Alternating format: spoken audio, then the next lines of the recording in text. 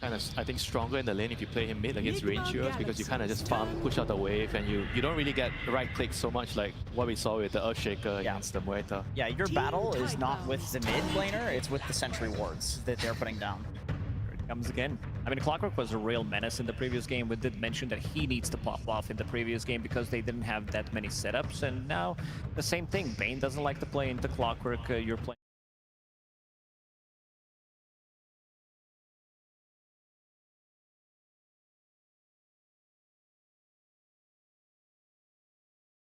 But magical damage against Muerta works really well, pairing up with the Sanking. I think this time around, TIDEBOUND did a very good job trying to address some of the issues, especially against this Muerta. Phoenix as well. You have the burst damage, like you can initiate onto a hero and try to kill it. I think that's an S tier suggestion, and that would give them a very strong trio at running around and doing stuff in the early game. Yeah. So you have Bane to set up, and then you Snapfire that's doing damage. I probably want to show like one support plus the mid, plus the carry here, and keep the Sanking flexible if they can. Well, they go for the Grimstroke here. Cool. They're going for something else. Double grip. Yeah, double grip, double burrow, which is incredible because then you burrow, you know, both targets, and then the burrow under. Anyway, the Grimstroke, you're getting like extra damage because burrow hits multiple targets. It's like AoE, but it works with the Grimstroke ult. Okay. But I love Grimstroke against Muerta because you get the innate where you can hit ethereal targets, but then you get a unit that's also magic immune. So the illusion that you get is like legitimately God. You cannot deal with this illusion. Yeah, Phoenix also hates the silence, the ghost, you know. Yeah, true. You can't really deal with it. And they have a pretty nice Inkswell target with the Sanking. I think every time you see a Grimstroke being picked, immediately you think, oh, does their lineup work well with the Grimstroke? And right now they have the double grip and the Inkswell target on the Sanking. Undying, okay. So that's a mid Sanking and the core Undying. Off lane Undying.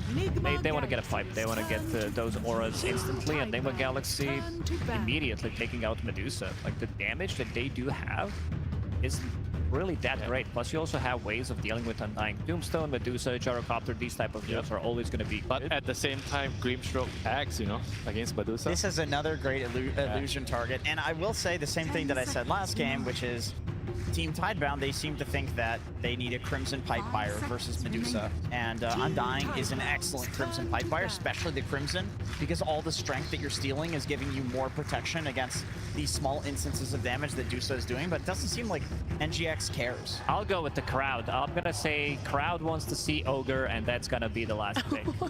It's all that clapping, right? NIGMA Galaxy. I like how Lacoste can make anything work for his imagination here. What is your... Wait, which team is picking Ogre? He doesn't care. Without even thinking For Galaxy, he doesn't care.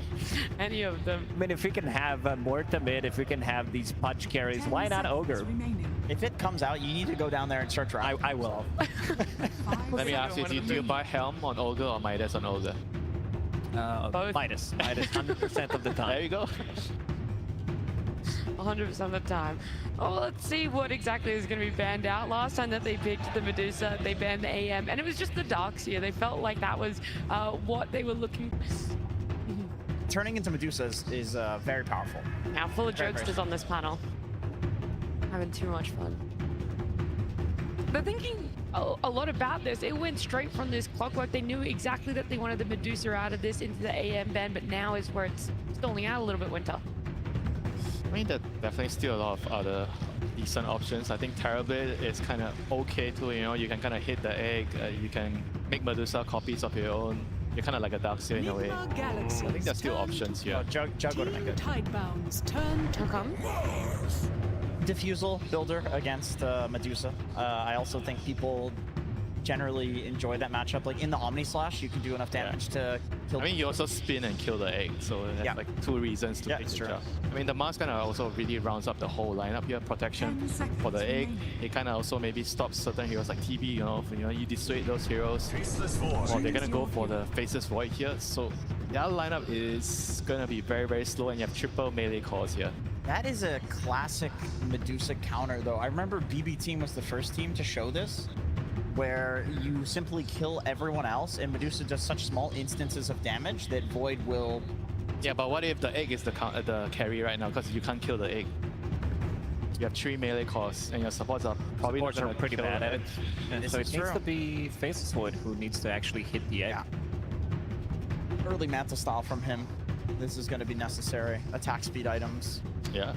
So the impact of the Phoenix is still going to stay there. You know, it's rising in popularity a little bit, but we mostly see it played in. I mean, it's four also off lane. Phoenix plus Medusa, right? The gaze and the egg, so you're not hitting the egg.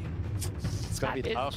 Yeah, tough to disengage there. So now the question is, you guys have favored a team normally when it comes to a team fight, when you see the lanes play out. But can you see that when it comes to these two drafts and these two teams? In the trifecta again, right? You're gonna be looking at the trifecta. So it's gonna be Moita, Phoenix, Clock. I think that's probably more all-rounded compared to the Sand King, Bane, and Grim. I think Grim is the weakest hero here when it comes to the rune fighting. So I think I'm gonna give the trifecta advantage to NIGMA Galaxy. They're probably gonna be able to get slightly ahead in terms of the runes, and they're gonna be able to use it to snowball again, like what happened in the first game with the Moita. I think Tidebound is way better than last game. It is. Like definitely. we're going to see an actual competitive game here rather than just the stomp of game one. Yeah, it's not like last game, but I still think that the Grim is going to be a weaker one. The weakest hero among the Yeah, six he's heroes. playing in Tamar's, which he doesn't like to play Clockwork as well. I think these two supports from Tidebound could suffer a lot if they're getting initiated on. Sure, there is some counterplay to it with the Sanking stun, with the Undying using the Tombstone, popping the Aura's Chronosphere from the Faceless Void. But overall, if NIGMA Galaxy is being the one who's super aggressive, they're initiating the fights, I can feel these two supports having a really rough time.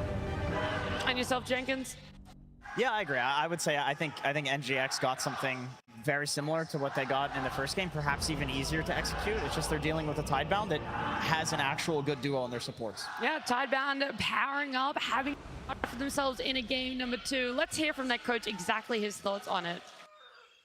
Thank you very much. I am standing by with Blink, a coach of Tidebound, with Helen helping to translate, where we are seeing something interesting 2 times in a row. Sumail Muerta mid. Now, I haven't seen this before, but I was wondering, how prepared were you for them to do it 2 times in a row now?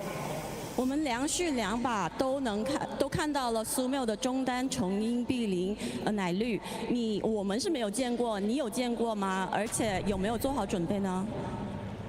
之前有耳闻吧，也在天梯上看到他玩过。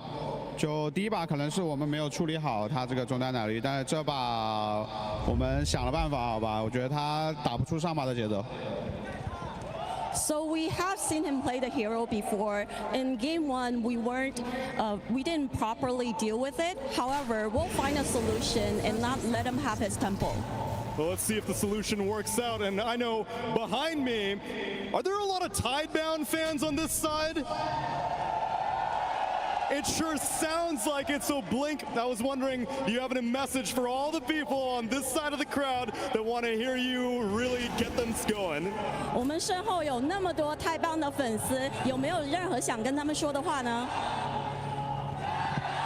谢谢大家的支持，相信我们中国队的大河，好吧？ Thank you everyone for your support. Please believe in China's ultra carries. The Ultra Carries are on the field. Now let's see it in the game as we get into game number 2. Yeah, I'd say Faceless Void is an ultra carry for sure. It's the bill. Indeed, it feels like it comes back every single TI one way or another. The question is, will it be effective for Tidebound? As already we're getting action planted inside of the cogs. That is first blood for GH. Feels like we've seen this before. Yep. 3 of the same 5 heroes from last game for NGX. There are some pretty meaningful adjustments being made here, though, that do give me more faith in Tidebound to have a better showing than game number 1. The panel was talking about it. I think this time around, possibly the support pairings they have will lead to better laning.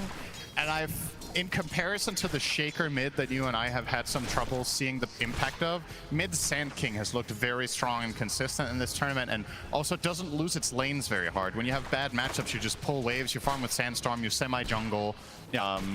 So if that is indeed the case against Muerta, again, playing that melee matchup into that, this time around, I just don't see Nothing to Say suffering as much. He's also better at getting rotated by Clockwork. You can actually stun your way out of cogs. There's a lot of upsides compared to game 1, but that said, Tidebound again have a relatively slow lineup. So can NIGMA Galaxy play the same pace as last time? Then we could see the same outcome. Well, they don't have a Lycan this time, so gonna be less action in that regard for sure. Okay, I'm gonna bring up a storyline. We'll see if it comes to be Cinderin, but it is gonna be mega hype if it does. So you remember we cast, it was Tidebound versus Extreme. Bach was playing Centaur with the cart, of course, which we're gonna bring up the singular time in this cast, I promise. And on the other side, XXS was playing the Undying with the Tombstone. It was save versus save.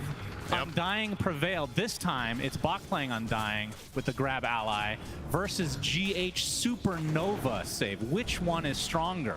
Yeah, good question. We saw GH having massive impact yesterday. Even though they lost the series, his Phoenix against BB team was no joke. It seemed almost uncounterable at that stage of the game. It feels like you just literally can't kill Egg anymore. And the range that he had was insane. Like, you can't do much about it other than try to jump him and just deal with him outright.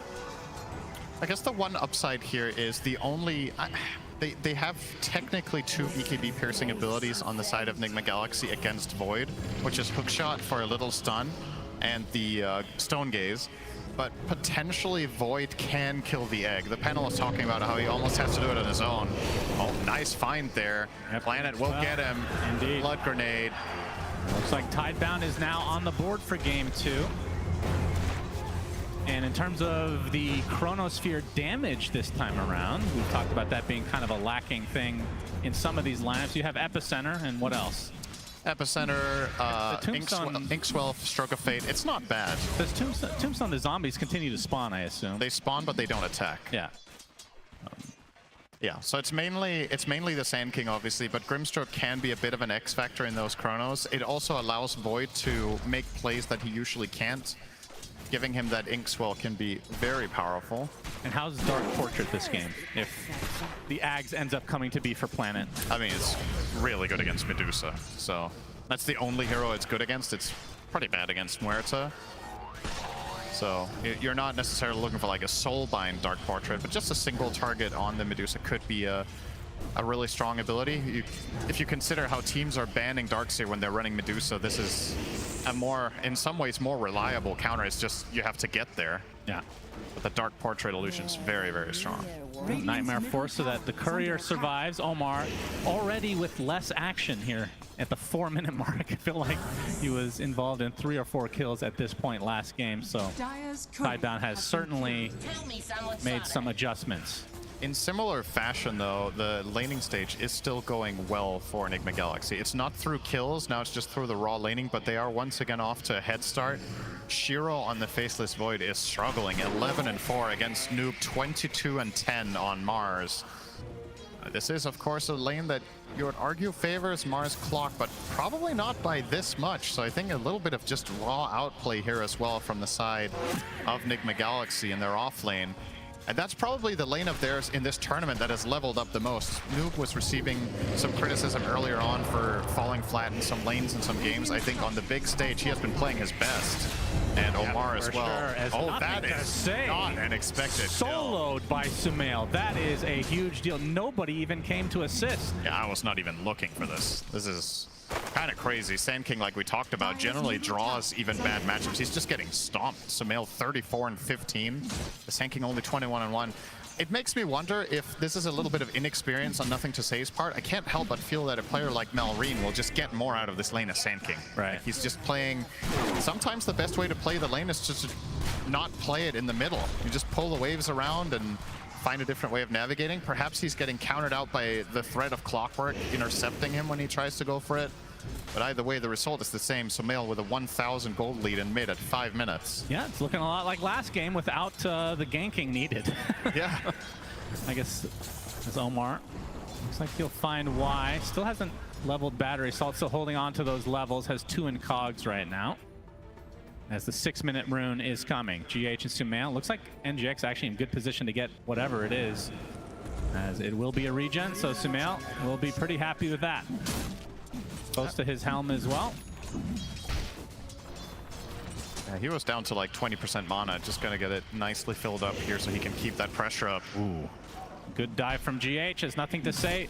We'll be using the Sandstorm and Inkswell to clean up this stack. GH will be taking a bit of that XP though, but of course the gold a little bit more important. Only 30 seconds away from this Wisdom Shrine play as well. It feels like so consistently in this tournament, at the first Wisdom Shrine, it feels like we have several supports at like level 3, sometimes level 2 even. It feels, yeah. Just all this roaming, I suppose, just hurting their levels overall. That is really important for both teams to try to get one here. Bach under some pressure. He's actually getting cooked. Gets a double decay though, but I don't know if this is going to be enough. Sunray pretty strong. Dive to follow. Mystic Snake as well. He gets off another Soul Rip and will walk away. It looks like both Wisdom Shrines will be traded. Yeah. He's going for the Helm of Dom on the Undying. Yep. Standard. Let's get a shout out to Helm of the Dom, everybody. All right, mixed reaction. Okay. There's one guy very loudly booing. I love that. Dire's middle It's not that bad. It's really not that bad, I feel like. Can we get a boo for Suns fans taste an item? Okay. Is under attack. Oh, hey, my favorite item is Aghanim Scepter, so you're just fooling yourselves here, all right? And Shiro. I mean, at what point can Faceless Voids join the fight these days? Do you, like, obviously old days you need to be stacked. Right. But this time around, it feels like you do need to get into the action a little bit earlier. Speaking of which, Nightmare onto Noob. Level 6 has the arena. Uses the Spear. Shiro does have Karma if they need it, but this is a 1 versus 3. So Noob will be brought down. It will be to Y on the Banes. It's a 3v1. You at least don't have to use Chrono there for the Faceless Void. The hero is able to join earlier. Obviously, the Helm of the Dominator build really helps with that, working in the Chronosphere and doing some extra damage. Nothing to say. Yeah, that's better to be a Sand King than a Shaker there. Indeed. Actually getting out. But Void can't do it on his own in the Chrono for a very long time, so again, you're kind of reliant on team damage. If Sand King's game is as weak as it is right now, you're very far from a Blink on NTS, and he's not realistically doing meaningful damage in Chrono without a dagger. So then what do you really have? A Grimstroke Nuke and an Inkswell? It's not all that inspiring. And again, how do you kill Medusa? I think that's my big question once more. Come back to that as well as the calling place from Sumail. They want to try to do something about this ancient stack. Deadshot does miss, but why? Taking pretty heavy damage as the Pinecone will continue autonomously, it feels. Burrow Strike onto Omar. It's outside his cogs, but Bach has come to make sure that he does not get out with his life. So Clockwork Death as Pinecone is continuing the pressure on the Y. He'll finally get some reinforcements for this pesky creep.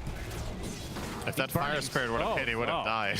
Jeez. Nobody wants to deal with this bad boy. I don't know if that was intentional or not, but the neutral team, yeah, they weren't happy with him, so. They ran out of zombies to attack, and now they're just seeing everyone as a zombie. And nothing to say, he's going to get most of these. Sumail, though, doing a good job of taking a few and disrupting this farm session for Tidebound. I will say it's been a little bit interesting to see some of the stubbornness in drafts. Earlier this tournament, of course, we saw Heroic against Yakuto Brothers to get to this main stage. Yakuto let Meepo through twice and just got owned by it twice in a row. And now you have this series with Tidebound against NIGMA Galaxy, just got handled by Medusa. And in this second game, potentially the same thing could happen. I don't think you've counterpicked it much more than last game. It's a bit better,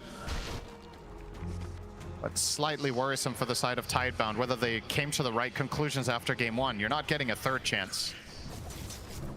Got to deliver in this individual game or you are going home. Indeed. And in terms of Noob's performance, obviously he's playing the Mars this game. We've talked about it in a couple of our casts in the past. It feels like he's been pretty inconsistent. Where would you put Mars on his list, though? It feels like he is one of the better ones. Yeah, it's been one of his best heroes this tournament, but the hero in itself, it's also one of those heroes where it's really easy to look bad because the spear is so telegraphed and so iconic that if you miss 2 or 3 spears in a row, you might be like, man, I'm having an awful game. But we've had games in this tournament. Oh, Arena comes out with the reinforcements as well. Shiro's in a bit of trouble. Gets silenced thanks to the calling. Sumail showing the re-silence. There. and Y looks to be next on the list for NGX. They're going to be able to get 2 kills here. Now, obviously, the big one onto Shiro. That was really nicely set up with the calling. Gets the silence, and as it's breaking, the dead shot from Sumail, perfect for the re-silence. Needed both of those to land. Radiant structures are fortified. And now this is also going to give them a tier 1 tower, most likely. I don't know if Tidebound can really muster any defense here. They're trying to get the trade. Bach with his own Warpine Raider down bottom. Going to work, and, well, they might try to defend. At least Bane has TP'd up here, but he's no threat. He's going to need some backup if you want to truly defend this. I don't think the Hellbear Smasher is going to give up anytime soon. And just kidding, it'll give up, but it'll wait for next solo wave. pushing. Yep. That's Helm of the Dom right there. Pretty crazy. Well, the tier 1 is Tidebound. This one is taking considerable damage as well, but you can see NGX just kind of chilling a bit at the moment. Compared to game 1, I really look forward to the later team fights here in, let's say, 10 to 15 minutes, because I think this time it's less clear-cut. First of all, whether Nothing to Say is going to find impact. In the last game on Shaker, he was really struggling. Oh, hang on, might have to wait with that. GH might just get chronoed here. Shows up, and actually it's a chrono onto 2, so Noob can't do too much. That's going to be a freebie for Tidebound. Okay. Actually, a Burrow Strike finding Omar in the meantime. Gets off the cogs if the calling comes out with the Pierce the Veil. It's going to be a lot of damage applied, but a hook shot onto the top side as Y gets stunned out, but Nothing to Say is the big kill for NGX. So far, a 1-for-1. As Tidebound now on the run. Arena is up, and Noob traps 2 members of Tidebound inside. They're going to be able to get the Tombstone along with the Bane, but Bach trying to go on top of Sumail. The Inksword doing so much damage. Nice cogs, though, separating him from the fight. Sumail now in a fight versus Shiro as the Stone Gaze comes out for Ghost at the last moment with the spear to follow. Huge kills from NGX. They save Sumail, and they get the core kills they came for. Wow. My goodness, that was as close as it gets. Flawless spellcasting from Omar in this fight. He finds the perfect hook shot. He finds the perfect cogs. And on the flip side, Nothing to Say with the initial jump in the river onto the Clockwork. Have to question that one. He had no backup nearby when he went for that. You're going to see the replay here. This is when he just opened up on the clock, and they're trying to use this as a setup onto the grip, but as NTS is trying to make his way out of the cogs, he makes way for Omar for the interrupt. Now this is a nice 2-hero dead shot. Sumail is going to start being in trouble now, though. This is what I wanted to talk about. The Radiant don't have very good ways of destroying the Tombstone, so this is going to take Ghost a while, but he will get through it eventually with a little help from Noob. And now surely Sumail just dies here, right? Yes, but these cogs are perfect. Nice Lotus coming out as well. I believe that was from Ghost, actually. And the volley to trap Shiro in. Man, that was a crazy fight. Meanwhile, GH dies in live play. But this team fight puts NGX ahead so far in this game, too. I mean, there's no sugarcoating it. They've just been playing better today so far. I mean, draft is one thing, but you're looking at all the small engagements, the skirmishes, the map movements. One of these teams has leveled up and the other one has leveled down. That's a saying. Sure. We'll go with that. And Team Tidebound, you got to find your footing soon. We're approaching the same state of Medusa as in game number 1. Now 3,000 net worth ahead of the Faceless Void. And yes, while that matchup arguably is a bit better than what you worked with last game with a Gyro, it's still not exactly a great counter when Medusa is ahead by even a slight amount. Oh, hook shot from Omar. Bach gets silenced as well. They're going to use the arena, but the spear misses. They're going to take out the tower in turn, and they might just back away as Bach is going to get reinforcements now. TP via the Bane, but here comes the epicenter from Nothing to Say. A lot of damage applied as GH will drop to the deck, and now Sumail slow to a crawl. Oh, that's Soul Bind, a double grip to follow, and Tidebound have finally woken up in this series. Double kill for Nothing to Say, a 3-for-0 for Tidebound. And this right there is the perfect example of what we talked about with how polarizing Mars is. You miss that stun, you lose 3 heroes. Yeah. You hit that spear, maybe you get the Undying kill and you just get out. Everything completely different from that one mess up. And they're not always easy to hit, to be fair. So a good counterplay from Tidebound, getting themselves up to an 8-8 scoreline. Make no mistake, they're still behind, but they just need something to start going their way. And this time around, Nothing to Say has a meaningful amount of net worth, and he's putting it to use. Yeah, they're going to use the Inkswell Burrow combo. Not enough damage, but the Yules is going to save Noob. Meanwhile, Nightmare to prevent Omar from initiating. As the hook shot actually does hit on the other side of the river, Planet stuck inside the cogs now with the Sunray to follow. Dead shot as well. That'll be a dead Grimstroke. It's honestly, it's such a cool combo for Sumail to just be able to hit these dead shots all the time in the cogs. Saw the same thing in game number 1. Tower is under attack. Very well executed there.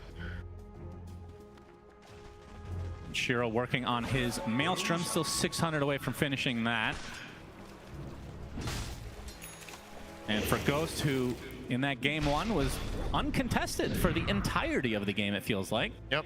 Now we'll be going for the Maelstrom as well. He's a little bit closer. 120 CS incoming at 17 minutes. Not bad. Yeah. This Medusa seems like you need to do something about it at some point. Eventually Void in this game is going to buy a Disperser without question. You said that last game. No. Well, first of all, that wasn't a faceless Void, and secondly, I didn't say he's definitely going to buy it. You said he will eventually. Well, we never got to eventually because they just lost. He will eventually. Okay. Late game dotes, here we come. Oh, they actually see Faith Beyond. As the cover of his creep here. I mean, I'm sure you would agree that this game state for Tidebound is significantly better than last game, right? Yep, like, you're behind and Dusa is big, but you can see the potential for the team fights with the snippets of good fights that we have had so far from them. And I think the overall value of Grimstroke in this game, it totally eclipses that of Snapfire in the previous one. Because this Ags that Planet is rushing can really change the game on the Grim. So he's missing about 2/3 of it. I say rushing, he's not rich. No. He's getting it first item. Nightmare set up from Y. Has nothing to say with the Inkswell. This is going to bring GH down. As Ghost does show up. Looks like they're going to be able to get the kill onto the Bane as here comes the rest of NGX to easily take out Nothing to Say. A good response after their Phoenix goes down. Nice and easy there for Noob on the Mars Spear, and then immediately forms the arena. Sand King walked into him in Sandstorm, so that one is just a clean hit. And another great trade, and once again, Medusa just chilling. Keep on growing here.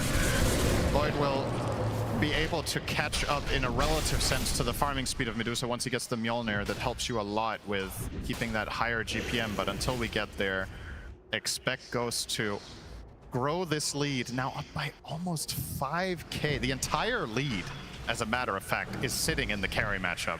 The rest of the cores are pretty even, which is also interesting to see compared to the previous game, because it does mean that if Tidebound managed to find fights that Medusa is not involved in, you're not at an inherently major deficit, unlike in game 1 where you were just losing in all lanes and all your cores are starting to fall behind.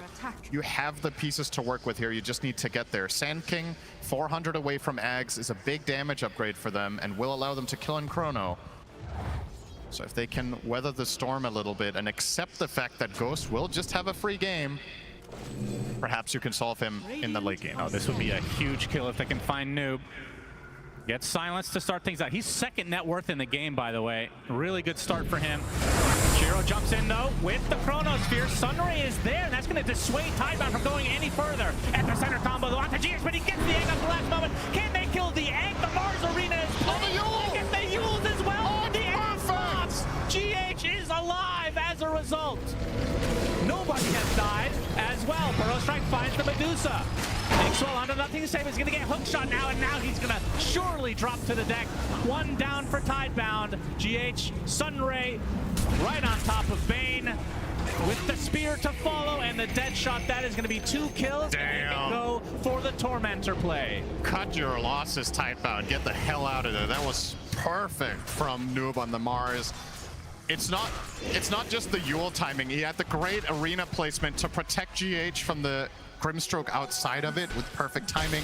And without that Yule, the last attack from Sand King will destroy the egg and make for a completely different fight. Clutch. And they also get this Tormentor now. And you gotta say, for NIGMA Galaxy, the name of the game has been zone control in both games. This clockwork from Omar has been amazing, and now they're adding the Mars to the mix. Just really dictating in which way Tidebound get to fight. Yeah, maybe got to question the Chrono, though. Maybe a little too early. Like, Sand King wasn't fully in range. He doesn't have Ags yet. Was that really the right way to start? That was on your initiative. You could have waited until you had X. Noob has pipe now. His counterpart in Bach also does. We can see how much magic damage outside of the Faceless Void that Tidebound has at their disposal. I mean, this pipe is going to be... Yeah, there's not much better pipe games you can ask for. It's the best possible item he could have bought here. This is, of course, probably the Mars of the tournament we've been looking at has been XXS. Did go for this exact build as well in one of their games that we cast the Yules into pipe. And I think he bought AC after. In that game, he maybe never even bought the dagger. In this game, perhaps not needed. You've got Clockwork and Omar's on fire today. Oh, they're actually going for the Roche play. This is very risky. Rocket Flare is going to show them. Spear puts Planet back into the pit. Nightmare right now onto the Mars. Are they out of their minds? Is this possible? This is very That difficult. Is crazy. That is Tombstone in the pit, and I mean, with that down, that maybe is enough for NGX just to go for this themselves, but obviously like to have it pick off first if they can. Now there is also a pipe on box, so they have a lot of damage block of their own against the side of NIGMA Galaxy, but as you mentioned, no Tombstone's a pretty big deal. You do have the Epi with Ags, and they are going to potentially try to contest this. This is a huge deal. 8K lead for NGX. Arena finds 2 for Noob. No follow-up yet, though, as Ghost is trickling his way over. Nice rebuke on the 2 to follow, though. Omar trying to disrupt the backline. Already the Grip Stroke is dead, and this Undying just evaporating. Double kill for Ghost now, and inside the Cosmos, Bane is just getting completely countered. The Undying back up and running thanks to the Innate, so it's a 5 versus 3, but surely this fight is over, as NGX will be able to secure the first Roach of the game. Man, what a total disaster for Tidebound. Again, I'm going to come back to this. Starting on the Roche to begin with is kind of wild to me. They have really bad Roche damage. It's going to take them forever with the Tombstone. NIGMA Galaxy are not going to get caught slipping there. They're going to check it. And they just get it. Not only the Roche for free, they had to work less for it than if they had gone there themselves. They also get 3 kills. And now we are looking at a game state that is reminding me an awful lot of Game 1. And unfortunately, as sad as it is to say, it does feel like Tidebound, in part, have just initiated 2 bad subsequent moves. The initial Chrono on Mars down bot where they didn't have the follow-up damage, and now this forced Roche. Perhaps the pressure getting to them a little bit. This is uncharacteristic. We did not see this from them in the first stage of the tournament, but on the big stage, they might just come in with a road to TI score of 4-1, and as it looks now, perhaps just completely bombing out 0-4 in games. Yeah, they have not looked like the same team from earlier in the tournament, for sure. Which is weird because they have 2 TI winners, 3 including the coach. Nerves should not be an issue, but NGX on the other side, they have actually leveled up as well, because we've talked about this team in the past as well. Their biggest issue is they're inconsistent. Today, they have been very consistent. And if they can play this level, they can compete with anybody. Why? Spotting Omar in the triangle, seeing a couple stacks as well. Has 0 backup, though, as Omar using that shard to get to the high ground. It's a good point about NIGMA Galaxy. If you think about their tournament journey in general, a lot of the games they lost, they were ahead. So in most of their games, they are actually outplaying opponents the first 20 minutes. If they have solved the mid-late game problems, this is potentially the start of something big. Omar is going to get grip, but Noob is there again with the arena play. Beam's grip is continuing. They don't have any damage, it feels like. Pipe is popped, and just like that, the fight might be over. But there's the Chronosphere. On to GH. Stonegaze is not going to be enough to prevent his death, as Giro does take out GH in turn. So 1-for-1 support, make it a 2-for-1 as Y will tumble. Will there be a stun here on the TPing Void? No. Battery Assault down for 7 more seconds. Nothing to say, nowhere to be seen for that engagement. They did not combine Sand King and Void at all. And we haven't really, I mean, we haven't seen the Ags that you spoke about, what, 5 minutes ago at this point? Hasn't been used yet.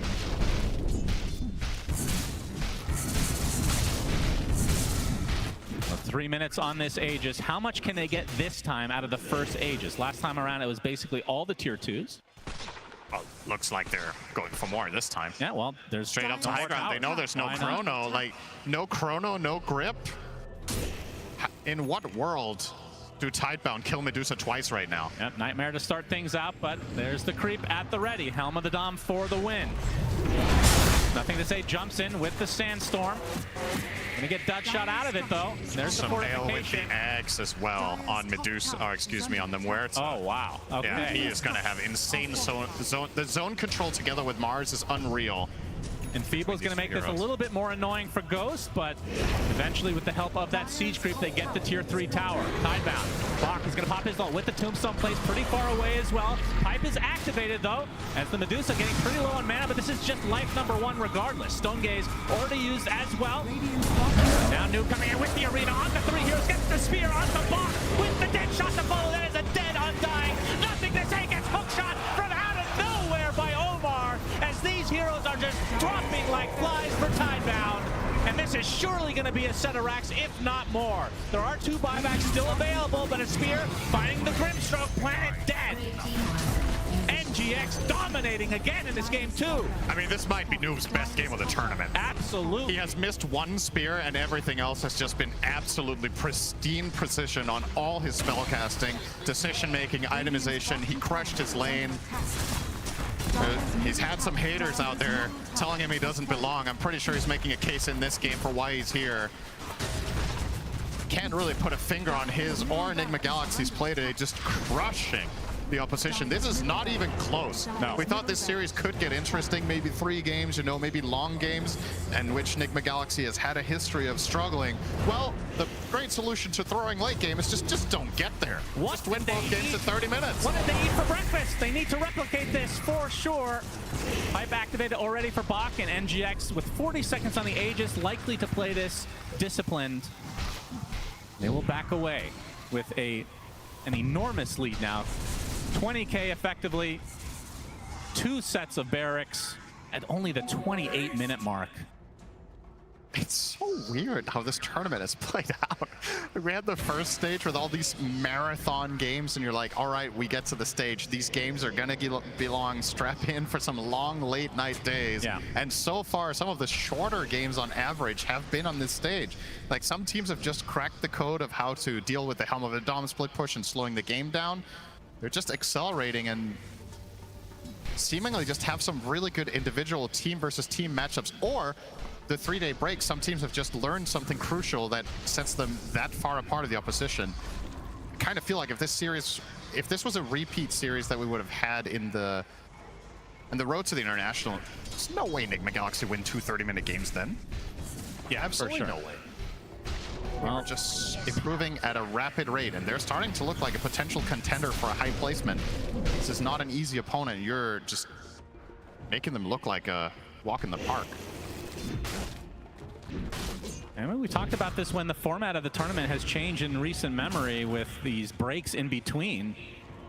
I mean, that 3 days apparently made a huge difference for some of these teams. Yep. In terms of not only catching up to the meta, but perhaps solving some of it to prevent these 60-minute marathon games. Yeah, maybe Enigma Galaxy figured out the secret breakfast 3 days ago, and they've been pumping up on it, kind of like Asterix. You get that reference? Sure.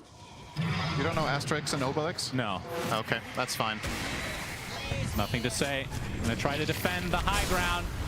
As NGX going without the Aegis, by the way, as the Tombstone is just easily going to be cleaned up by Ghost. This is going to be the last-ditch effort.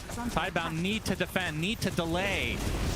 They're going to smoke to try to get a good initiation. There's the Inkswell with the Epicenter from nothing to say. The Soulbind to follow. Shiro has the Chronosphere at the right, and the Snowgate is doing absolute work for Ghost. Finally comes on the Chrono, but the Egg with the beautiful Sunray placement, and Tidebound have basically nothing left in the tank. They are dropping hard as Shiro trying to time walk away. He'll get it. No! Triple kill for Sumail as one last dead shot for the road. Buybacks now fully expended on the Tidebound side, as Bach just getting kited to a high degree by Ghost, who's still fighting despite not having Aegis and no mana to speak of, as Noob brings Bach down and likely out for the rest of this tournament. GG is called as NGX 2-0 and continue their run here at TI. Wow. You could have told me earlier today that Enigma Galaxy might be leveling up after their loss yesterday and they would figure something out and bring their best. I would have not believed you that this series was going to take about an hour total. Completely destroyed them both games. This Medusa strategy, Tidebound.